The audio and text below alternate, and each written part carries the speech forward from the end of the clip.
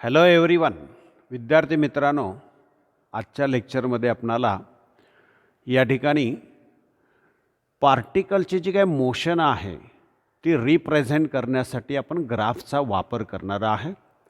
दोन प्रकारचे ग्राफ आपणाला सांगायचे आहेत. एक आहे तो पोझिशन टाईम ग्राफ, दुसरा आहे तो velocity time graph. Position time ग्राफमध्ये आपणाला पार्टिकलच्या वेगवेगळ्या पोझिशनसाठी म्हणजे रेस्ट असताना uniform velocity, negative velocity, uniform acceleration, non uniform velocity याच्यासाठी आपणाला हे ग्राफ जे आहे ते डिस्कस करायचे आहेत.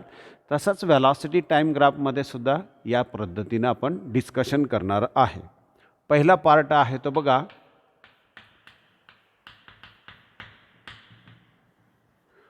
Position time graph. म्हणजे काय आहे बघा, पोझिशन टाईम ग्राफ म्हणजे आपण पार्टिकलची डिस्प्लेसमेंट आणि टाईम यांचा जो काही ग्राफ काढणारा आहे त्याला आपण पोझिशन टाईम ग्राफ असं नाव देणार आहे. यामध्ये वेगवेगळे जे काही पार्ट आहे त्यातला पहिला पार्ट आहे तो पार्टिकल ॲट रेस्ट. पहिल्या पार्टमध्ये बघा, ए पार्टिकल ॲट रेस्ट, स्थिर असतानाचा, म्हणजे त्याचे पोझिशन बदलणार नाही. पार्टिकल जर स्थिर अवस्थेमध्ये असेल तर त्याची पोझिशन बदलणार नाही. आपण जर ग्राफ काढला या ठिकाणी, समजा एक्स आणि वाय ॲक्सिसचा विचार करत असताना या हॉरिझॉन्टल ॲक्सिसला आपण जर टाईम घेतला आणि व्हर्टिकल ॲक्सिसला जर आपण डिस्प्लेसमेंट घेतली असेल, सुरुवातीची डिस्प्लेसमेंट समजा या पार्टिकलची जर x0 असेल तर टाईम किती जरी बदलला तर डिस्प्लेसमेंट बदलणार नाही. टाईम किती जरी बदलला तर डिस्प्लेसमेंट बदलणार नाही. या ठिकाणी ही डिस्प्लेसमेंट आहे आणि या हॉरिझॉन्टल ॲक्सिसला टाईम आहे. इथं 0 असणार आहे कोऑर्डिनेट. या ग्राफचा स्लोप जो आहे तो 0 येणार आहे. स्लोप म्हणजे काय? Vertical distance divided by horizontal distance. व्हर्टिकलला डिस्प्लेसमेंट आहे, हॉरिझॉन्टलला टाईम आहे. डिस्प्लेसमेंट अपॉन टाईम म्हणजे काय मिळणार आहे? व्हेलॉसिटी. म्हणजे याची काय येणार आहे? 0. स्लोप 0 आहे म्हणजे व्हेलॉसिटी आपणाला या ठिकाणी 0 मिळणार आहे. असा हा पार्टिकल रेस्ट असतानाचा डिस्प्लेसमेंट टाईम ग्राफ. दुसरा जो आहे तो दुसरा पार्ट आहे तो a particle moving with uniform velocity along positive x axis. बघा, a particle moving with uniform velocity, particle moving with uniform velocity along positive x-axis, along positive x-axis. बघा, graph काढायचे आहेत आपणाला.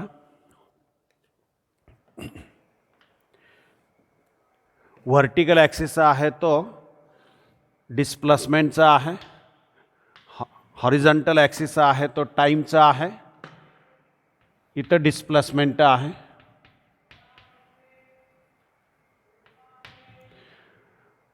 Particle moving with uniform velocity म्हणजे काय?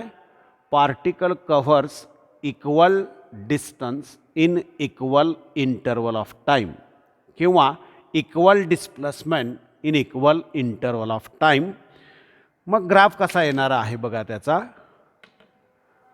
अशा पद्धतीनं हा ग्राफ मिळणार आहे.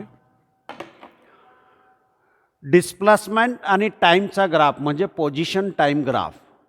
पार्टिकल जर वेलॉसिटी युनिफॉर्म असेल आणि ती पॉझिटिव्ह एक्स ॲक्सिसला असेल, आपल्याकडे बघा पॉझिटिव्ह एक्स ॲक्सिस म्हणजे डिस्प्लेसमेंट ॲक्सिस आहे तो व्हर्टिकल आहे. वेलॉसिटी वरती चाललेले म्हणजे पॉझिटिव्ह एक्स ॲक्सिसला आहे, व्हर्टिकल डायरेक्शनमध्ये. आणि आता हा ग्राफ आहे तो straight line incline to time axis असं म्हणता येईल आपणाला. जर आपण याचा स्लोप घेतला तर आपणाला ही जी युनिफॉर्म वेलॉसिटी आहे ती मिळणार आहे. जर आपण याचा स्लोप घेतला तर आपणाला ही त्याची युनिफॉर्म वेलॉसिटी जी आहे या पार्टिकलची ती आपल्याला मिळणार आहे. समजा आपण ग्राफ जर विचारात घेतला, particle moving with uniform velocity, मात्र आता निगेटिव्ह एक्स ॲक्सिसला असेल. काय असणार आहे? तिसऱ्या पार्टमध्ये पार्टिकल मोशनमध्ये आहे, युनिफॉर्म वेलॉसिटी आहे, मात्र आता ती निगेटिव्ह एक्स ॲक्सिसला आहे. ग्राफ असाच येणार आहे.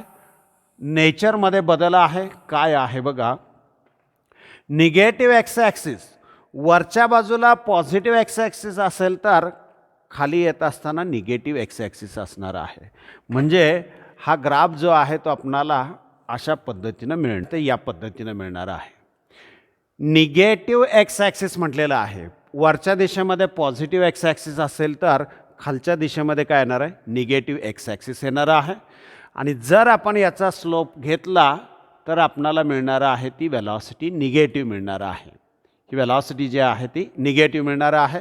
असा हा तिसरा पार्ट. चौथा पार्ट काय आहे बघा, a particle performing oscillatory motion. चौथा पार्ट आहे बघा, पार्टिकल परफॉर्मिंग ऑसिलेटरी मोशन, म्हणजे टू अँड फ्रो मोशन. पेंडुलमची मोशन जे आहे टू अँड फ्रो मोशन आहे, त्याला ऑसिलेटरी मोशन असं नाव दिलेलं आहे.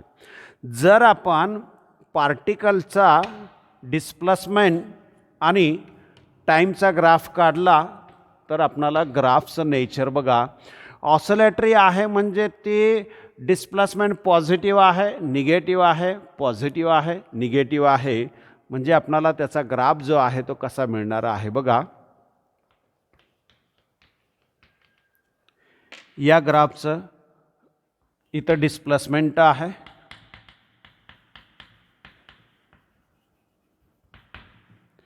आणि हा ग्राफ जो आहे तो आपणाला अशा पद्धतीनं मिळणार आहे.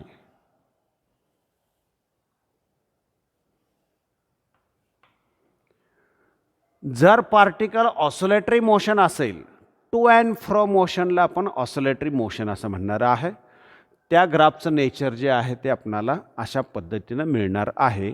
आणि आणखीन एक ग्राफ जो आहे तो नॉन युनिफॉर्म वेलॉसिटी आहे. Particle moving with non uniform velocity.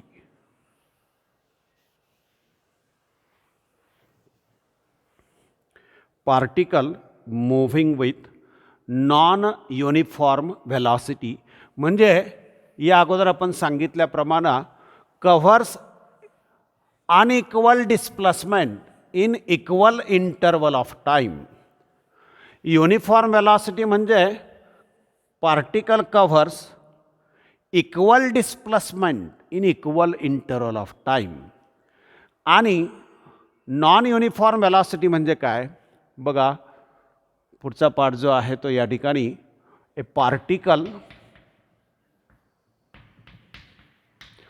Moving with non uniform velocity. Non uniform velocity म्हणजे पार्टिकलची वेलॉसिटी जी आहे ती काय असणार आहे? नॉन युनिफॉर्म म्हणजे एकसारखी असणार नाही. म्हणजे it covers unequal displacement in equal interval of time. Displacement vertical ॲक्सिसला आहे, टाइम हॉरिझॉन्टल ॲक्सिसला आहे.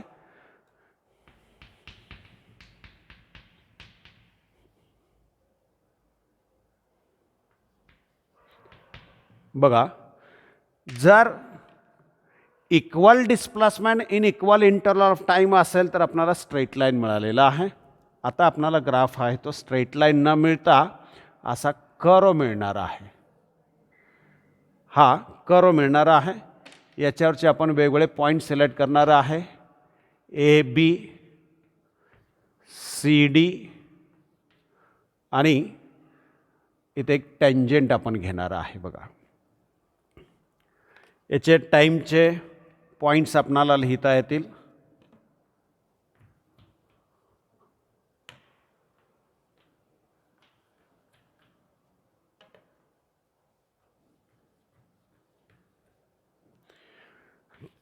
T1, T2, T3, T4 आणि या ठिकाणी समजा T0 आपण घेणार आहे. ए बी आपण जोडणार आहे. ए टू बी आपणाला जोडता येणार आहे. सी टू डी जोडता येणार आहे. त्याचबरोबर या ठिकाणी आपण एक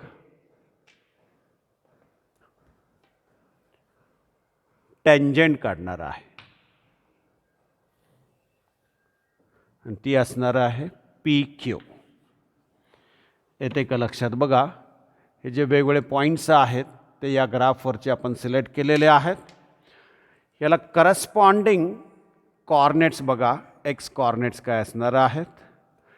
इथं x1 असणार आहे.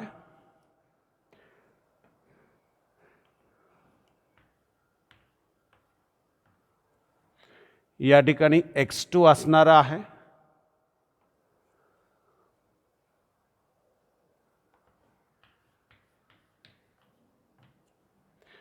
x3 असणार आहे.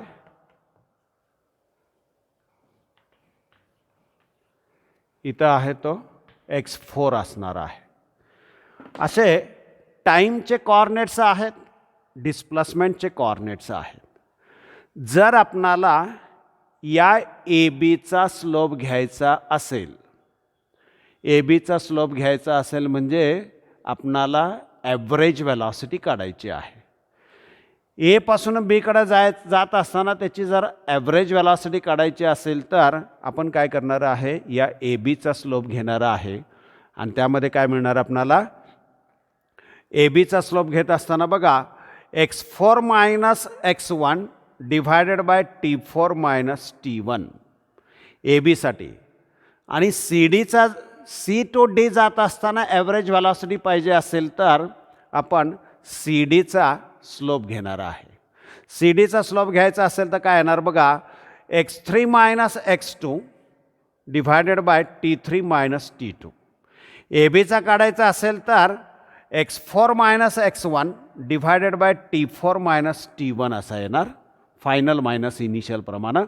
आणि सी डीचा काढायचा असेल तर x3 minus x2 divided by T3 minus T2 about T0. या T0 भोवती आपणाला हे विचारात घ्यायचे आहेत.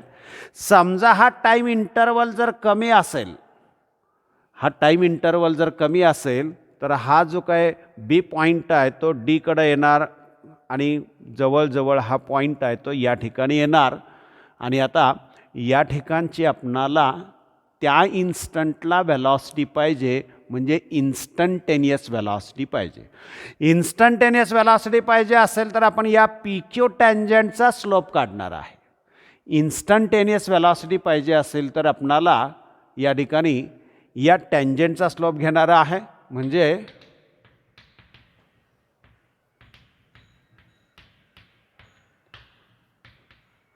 velocity equal to slope of tangent PQ at T0. PQ या टँजंटचा T0 या ठिकाणचा स्लोप म्हणजे आपणाला ती इन्स्टंटेनियस त्या इन्स्टंटची वेलॉसिटी मिळणार आहे. असे हे पोझिशन टाईम ग्राफ म्हणजे डिस्प्लेसमेंट आणि टाईमचा ग्राफ वेगवेगळ्या पार्ट्समध्ये आपण डिस्कस केला. पार्टिकल रेस्ट असताना, पार्टिकल मोशनमध्ये असताना uniform velocity along positive x axis, x आहे म्हणजे डिस्प्लेसमेंट आहे ते व्हर्टिकल ॲक्सिसला आहे. पार्टिकल मोशनमध्ये आहे, त्याचबरोबर युनिफॉर्म वेलॉसिटी आहे मात्र निगेटिव्ह एक्स ॲक्सिसला आहे म्हणजे खालच्या दिशेमध्ये. त्याचबरोबर पार्टिकल जर ऑसोलेटरी मोशनमध्ये असेल तर आणि नॉन युनिफॉर्म मोशनमध्ये असेल तर वेगवेगळे ग्राफ आपण या ठिकाणी डिस्कस केलेले आहेत. बघा, असंच आपणाला दुसरा पार्ट जो आहे तो वेलॉसिटी टाईम ग्राफचा डिस्कस करायचा आहे. वेलॉसिटी टाईम ग्राफ कसं सांगता येते बघा. पोझिशन टाईम ग्राफ म्हणजे डिस्प्लेसमेंट आणि टाईमचा ग्राफ आहे. वेलॉसिटी टाईम ग्राफ म्हणजे वेलॉसिटी आणि टाईमचा ग्राफ आहे. आपणाला वेलॉसिटी आणि टाईमचा ग्राफ काढला की त्याला आपण वेलॉसिटी टाईम ग्राफ असं म्हणणार आहे. पहिल्या पार्टमध्ये आपण झिरो ॲक्सलरेशन किंवा रेस्ट असतानाचा विचार करणार आहे. बघा,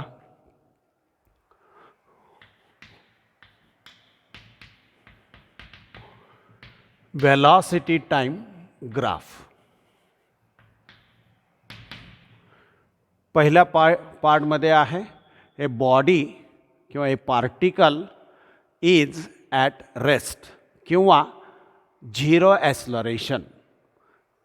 पार्टिकल झिरो ॲक्सलरेशन रेस्टला असताना किंवा युनिफॉर्म वेलॉसिटी असणार आहे. काय असणार आहे? Moving with uniform velocity. Rest असतानाचं ॲक्सलरेशन झिरो असणार आहे, युनिफॉर्म वेलॉसिटी असताना ॲक्सलरेशन झिरो असणार आहे. आता rest position is considered as body moving with a zero velocity असं सुद्धा म्हटलेलं आहे. म्हणजे आपण पहिल्या पार्टमध्ये काय करणार बघा, ए बॉडी किंवा particle moving with uniform velocity म्हणजे काय? Zero acceleration. Zero acceleration. आपण ग्राफ काढणार आहे वेलॉसिटी आणि टाईमचा. आपण ग्राफ काढणार आहे तो काय? वेलॉसिटी आणि टाईमचा ग्राफ काढणार आहे. म्हणजे हॉरिझॉन्टल ॲक्सिसला टाईम असणार आहे, व्हर्टिकल ॲक्सिसला वेलॉसिटी असणार आहे. झिरो ॲक्सलरेशन किंवा युनिफॉर्म वेलॉसिटी म्हणजे वेलॉसिटी बदलत नाही. म्हणजे सुरुवातीला जी काय वेलॉसिटी आहे ती या ठिकाणी बदलणार नाही.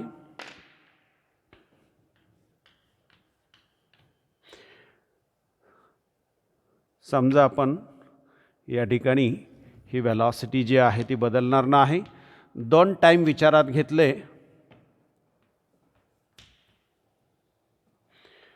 T1 T2 असं घेतलं तर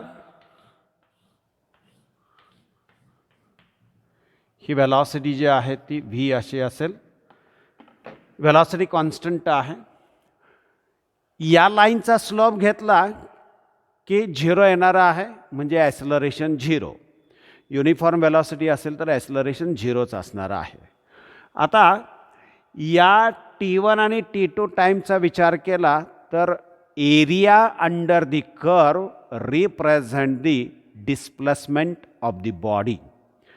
एरिया अंडर द कर्व म्हणजे आपणाला इथं एस इक्वल टू विचारात घेतला तर आपणाला काय मिळणार आहे?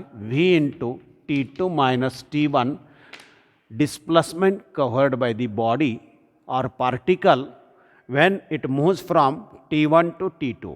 टाईम T1 पासून T2 कडे जात असताना त्यानं कव्हर केलेलं अंतर किंवा जी काही डिस्प्लेसमेंट आहे ती आपणाला अशा पद्धतीनं लिहिता येणार आहे. आता पुढच्या पार्टमध्ये आपला दुसरा पार्ट काय आहे? बी पार्ट आहे. ए पार्टिकल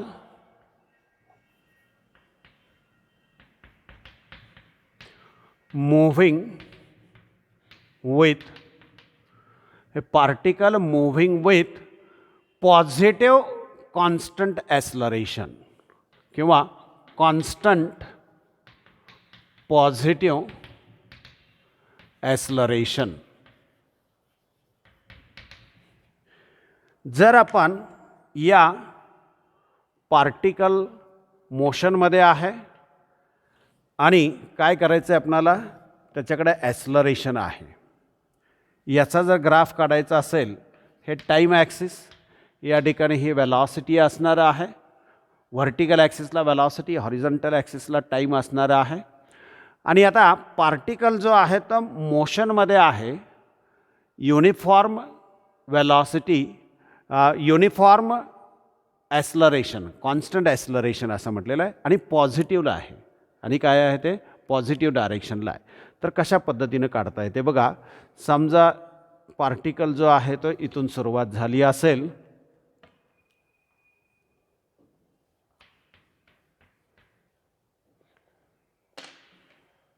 तर आपणाला कशा पद्धतीनं काढता येणार आहे बघा. हा ग्राफ पॉझिटिव्ह ॲस्लरेशन असं म्हटलेलं आहे.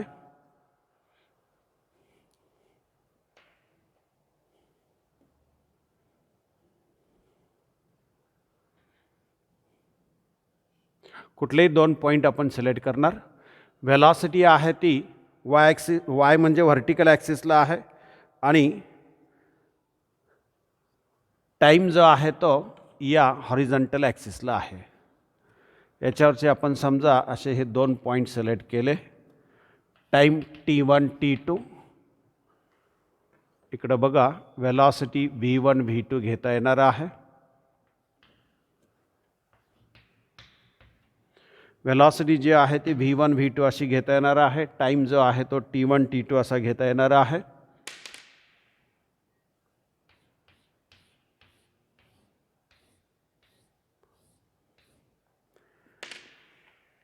एरिया अंडर द कर्व, हा जो आपल्याला कर्व मिळालेला आहे त्याच्या खालचा एरिया जो आहे तो आपल्याला काय मिळणार आहे, displacement covered by the body when it goes from time interval किंवा टाईम T1 टू T2. आणि याचा जर स्लोप घेतला आपण तर आपल्याला त्याचं काय मिळणार आहे, ॲस्लरेशन. या ग्राफचा स्लोप घेतला तर ॲस्लरेशन मिळणार. ए इक्वल टू ॲव्हरेज ॲस्लरेशन लिहायचं असेल तर V2 minus V1 upon T2 minus T1 असं सुद्धा लिहिता येणार आहे. असं हे particle moving with constant positive acceleration काय होणार आहे, वरच्या दिशेमध्ये आहे. आता आपणाला निगेटिव्ह ॲस्लरेशन सांगायचं आहे. आता आपणाला या ठिकाणी निगेटिव्ह ॲस्लरेशन सांगायचं आहे. कशा पद्धतीने सांगता येते बघा.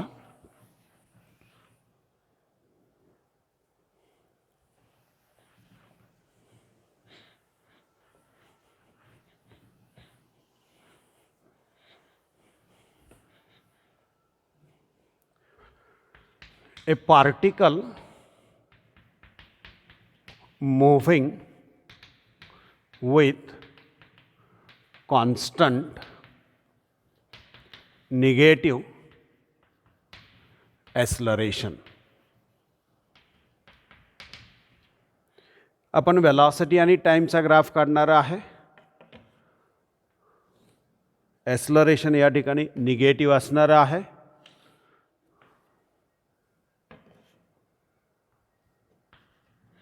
बघा, ॲस्लरेशन निगेटिव्ह असेल तर हे टाईम आहे की वेलॉसिटी आहे आपणाला कसं लिहिता येणार आहे बघा. ग्राफ आहे तो निगेटिव्ह वेलॉसिटी ॲक्सिसला येणार आहे.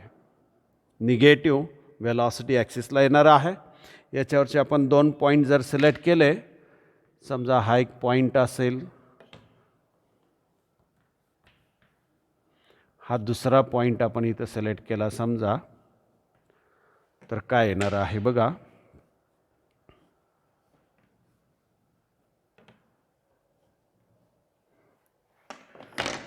वेलॉसिटी पहिली आहे ती V1, इथं आहे ते V2, त्याला करस्पॉन्डिंग टाईम T1, इथला टाईम आहे तो T2. कशा पद्धतीनं येते बघा. T1 T2 हा ओरिजिन असणार आहे. आणि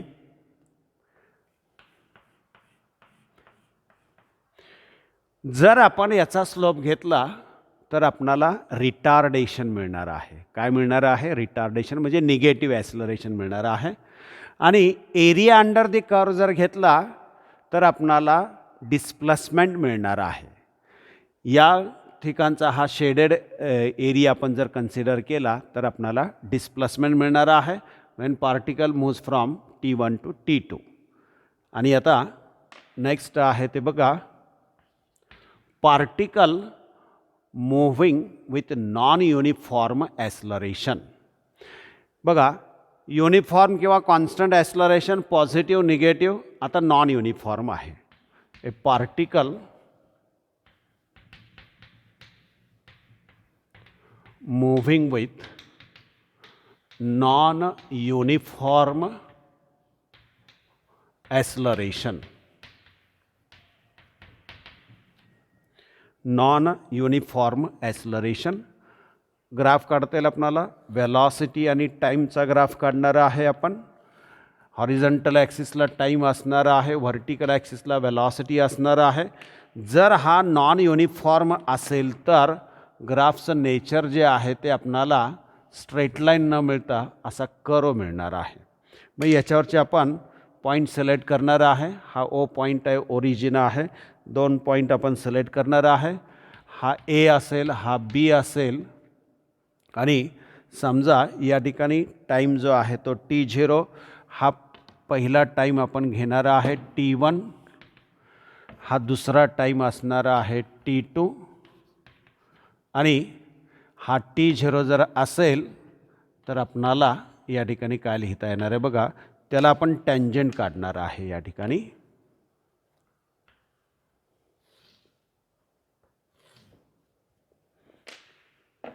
CD असं घेणार आहे. टँजंट काढणार आहे त्याला आपण CD असं विचारात घेणार आहे. त्याला करस्पॉन्डिंग वेलॉसिटीज आपल्याला मिळणार आहेत.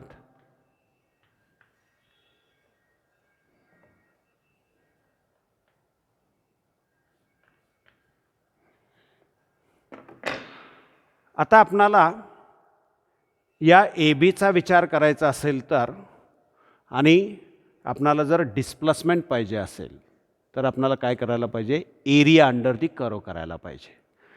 या ठिकाणी बघा एक रेक्टँगल तयार झाला, एक ट्रायंगल तयार झाला. एरिया अंडर दी कर्व म्हणजे रेक्टँगलचा एरिया आणि ट्रायंगलचा एरिया असं आपण विचारात घेणार. मात्र जर आपण या AB चा विचार केला तर AB मध्ये बघा कसं आहे, हा कर्व आहे. हा काय आहे, कर्व आहे. याच्या खालचा एरिया काढायचा असेल तर आपणाला या अगोदरच्या चॅप्टरमध्ये आपण जो काही कन्सेप्ट मांडलेला आहे, मॅथमॅटिकल मेथड्समध्ये इंटिग्रेशनचा कन्सेप्ट मांडलेला आहे, तो इथं आपणाला अप्लाय करायला पाहिजे. कसा अप्लाय करतोय बघा. Area under the curve AB, area under the curve AB म्हणजे काय येणार आहे, T1 to T2 velocity into DT असं लिहिता येईल. एरिया अंडर द कर्व म्हणजे आपल्याला इंटिग्रेट करावं लागणार आहे. आणि काय येणार आहे बघा इंटिग्रेशनमध्ये, एरिया इक्वल टू काय लिहिता येईल बघा, वेलॉसिटीला आपल्याला काय लिहिता येणार आहे, dx/dt into DT. DT cancel होणार आहे म्हणजे integration T1 to T2 dx मिळणार आहे. म्हणजे काय येणार बघा, एरिया इक्वल टू dxचं इंटिग्रेशन x येणार आहे. म्हणजे 2 पोझिशन्स, T2 या टाईमची पोझिशन मायनस T1 या टाईमची पोझिशन. म्हणजे XT2 मायनस XT1 म्हणजेच काय येणार आहे, area equal to displacement of a particle when it moves from T1 to T2. Displacement of particle काय येणार आहे बघा, फ्रॉम T1 टू T2 असं येणार आहे. आणि जर आपणाला ॲक्सलरेशन पाहिजे असेल तर काय करणार आहे आपण, T0 ठिकाणी जे काय टँजंट आहे याचा स्लोप घेणार आहे. स्लोप घेतला की vertical distance divided by horizontal distance म्हणजे वेलॉसिटी अपॉन टाईम मिळणार. आणि वेलॉसिटी अपॉन टाईम म्हणजेच आपल्याला ॲक्सलरेशन मिळणार आहे. ए इक्वल टू काय येणार आहे, slope of tangent CD, slope of tangent CD at T0. म्हणजे डिस्प्लेसमेंट काढता येणार आहे, ॲक्सलरेशन काढता येणार आहे. असं हे या ठिकाणी वेलॉसिटी टाईम ग्राफ. वेलॉसिटी आपण व्हर्टिकल ॲक्सिसला, टाईम आपण हॉरिझॉन्टल ॲक्सिसला घेतलेला आहे. त्यांचा ग्राफ काढला. वेगवेगळ्या पोझिशनमध्ये 0 acceleration, constant positive acceleration, constant negative acceleration आणि आता लास्टमध्ये नॉन युनिफॉर्म ॲक्सलरेशन, असे वेगवेगळे पार्ट्स आपणाला या वेलॉसिटी टाईम ग्राफमध्ये सांगता आलेले आहेत. तसेच आपण पोझिशन टाईम ग्राफमध्ये सुद्धा सांगितलेले आहेत. त्याचबरोबर आपणाला या ठिकाणी या आपल्याकडे जे काय कायनॅमॅटिकल इक्वेशन आहेत किंवा equation of motion, kinematical equation किंवा इक्वेशन ऑफ मोशन जी आहे ती आपणाला ग्राफवरनं काढता येणार आहेत. कशी काढता येणार आहेत बघा.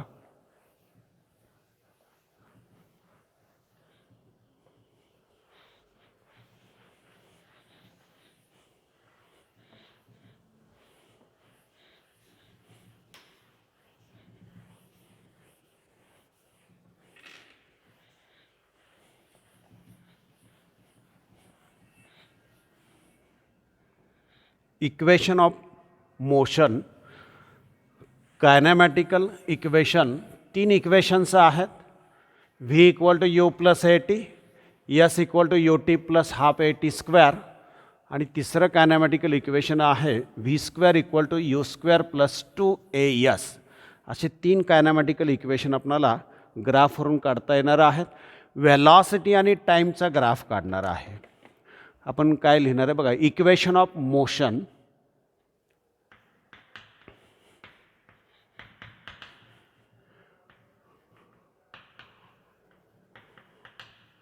मोशन आणि ती ग्राफिकली काढणार आहे आपण.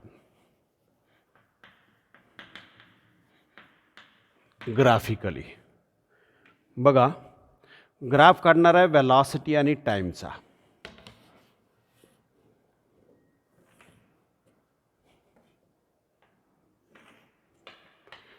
टाईम व्हर्टिकल ॲक्सिसला वेलॉसिटी आहे आणि असा हा ग्राफ जो आहे तो बघा, त्याला इनिशियल वेलॉसिटी आहे.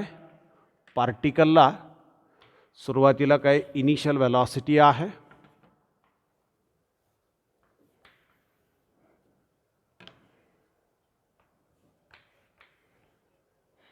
हा ओ पॉईंट आहे. ए बी सी डी असं घेऊया आपण. इथं ओरिजिन असणार आहे, इथं टाईम आहे तो टी असा आपण घेणार आहे बघा. सुरुवातीची वेलॉसिटी आहे ती यू अशी आहे. फायनल वेलॉसिटी आहे ती आपणाला व्ही अशी घेता येणार आहे. आणि याचे कॉर्डिनेट्स ओरिजिनचे 0 0 असणार आहेत.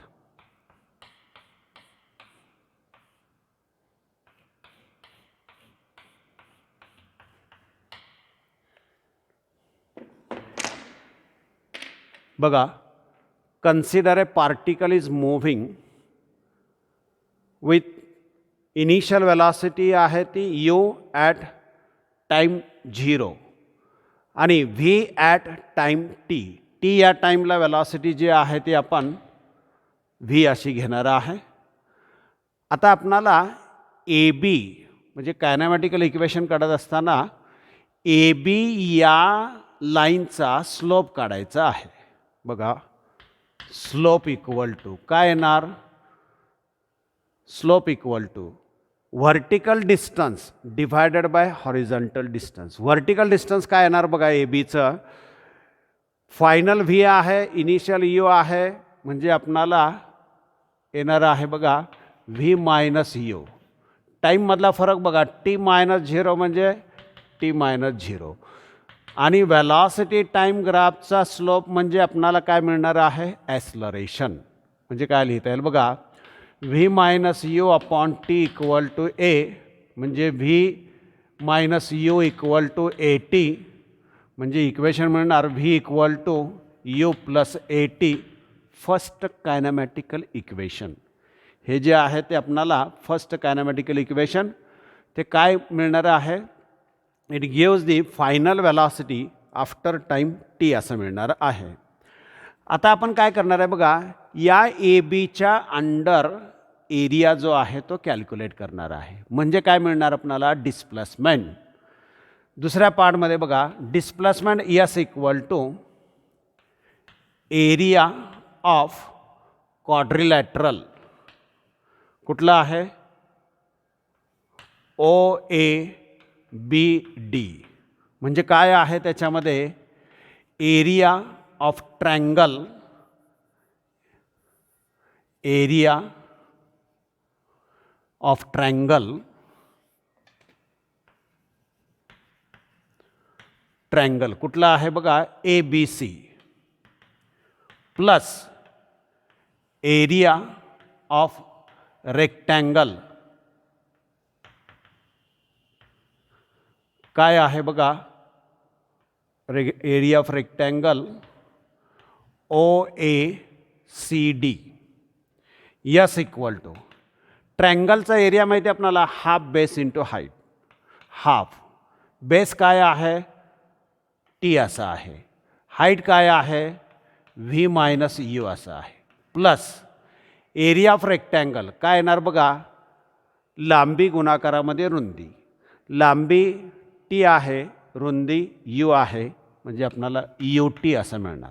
Yes equal to U T plus half T into V minus U. V minus U म्हणजे काय? ए टी आहे. म्हणजे काय येणार? Half T into A T म्हणजे ए टी स्क्वेअर असं मिळणार. This is second kinematical equation. हे दुसरं कायनॅमॅटिकल इक्वेशन मिळालं आपल्याला. तिसऱ्या कायनॅमॅटिकल इक्वेशनसाठी काय करणार आहे बघा? आपल्याला डिस्टन्स जे आहे ते म्हणजे काय मिळणार? Average velocity into time. Average velocity into time. Average velocity काय मिळणार?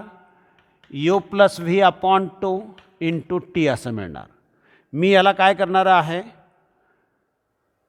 व्ही मायनस यूनं मल्टिप्लाय करणार आणि व्ही प्लस यूनं डिव्हाइड करणार. व्ही मायनस यूनं मल्टिप्लाय केलं, व्ही मायनस यूनं डिव्हाइड केलं, म्हणजे इक्वेशनमध्ये काही बदल होणार नाही, मात्र आपल्याला मॉडिफिकेशन करता येणार. बघा काय लिहिता येईल बघा? S equal to V U plus V, V minus U, V minus U, V plus U, म्हणजे काय लिहिता येईल आपल्याला? V square minus U square. बरोबर आहे. Into T divided by two. V minus U बद्दल आपल्याकडे ए टी आहे, म्हणजे इथं इंटू ए टी करणार. हा टी कॅन्सल होणार, टू ए ट्रान्सफर करणार आपण, आणि आपल्याला इक्वेशन काय मिळणार बघा? Two A S equal to V square minus U square, म्हणजे V square equal to you square plus two A S असं हे थर्ड कायनॅमॅटिकल इक्वेशन मिळणार आहे. म्हणजे आपल्याकडे इक्वेशन ऑफ मोशन किंवा कायनॅमॅटिकल इक्वेशन, गतिविषयक समीकरणं जी आहेत ती या ग्राफवरून अशा पद्धतीनं मिळवता आलेली आहेत. या ग्राफवरून अशा पद्धतीनं ही कायनॅमॅटिकल इक्वेशन किंवा इक्वेशन ऑफ मोशन आपल्याला मिळवता आलेली आहेत.